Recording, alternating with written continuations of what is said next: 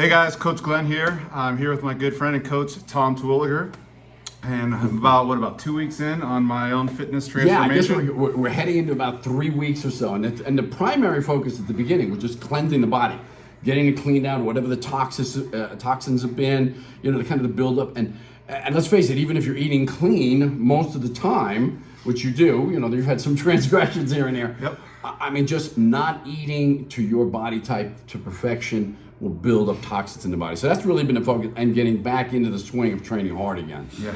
And also the sleep. The sleep is a huge issue. How much of an impact does that have on one's hormones and their it's huge. It cannot be underestimated. Sleep is something that most of us underestimate. We just think we can get by.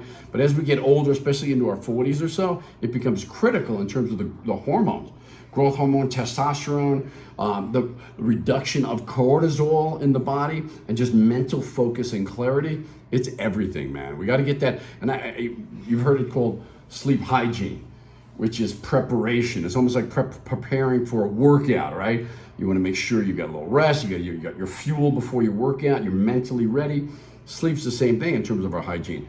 Not enough, we're getting too much blue light, right? We're getting too much stimulation before bed. Like to sneak in that screen time. Oh, yeah, absolutely. We all do it. Big night, skipping out on the screen time, got a solid night of sleep. Go figure. Know. And the caffeine, cutting out the caffeine. And switching that up with something like beet. I'm having the beet with the water. That's right. And it's interesting because no matter who you talk to, there's relationships to the sleep issue for almost everyone. Yep.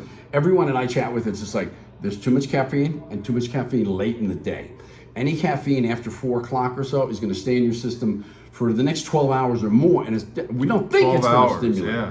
But it keeps the adrenals just a little bit elevated, and so that's something you want to try to avoid.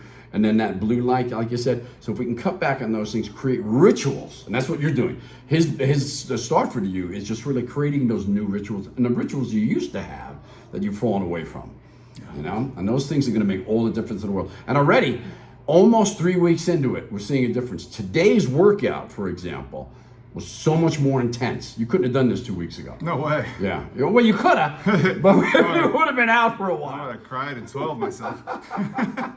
So yeah, I'm number one. I'm thrilled to be part of the journey. Yep. I think it's going to be fantastic. It's going to inspire a lot of people. It's already inspiring me. Because it's easy to fall into a rut. It's easy to fall into complacency with our lives. We're so busy with so many other things, as you are, as a coach and a mentor. There's so many others.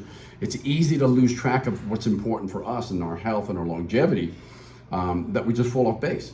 So getting back and inspiring others to do the same thing, even though the things that make you busy and fall off track are still there.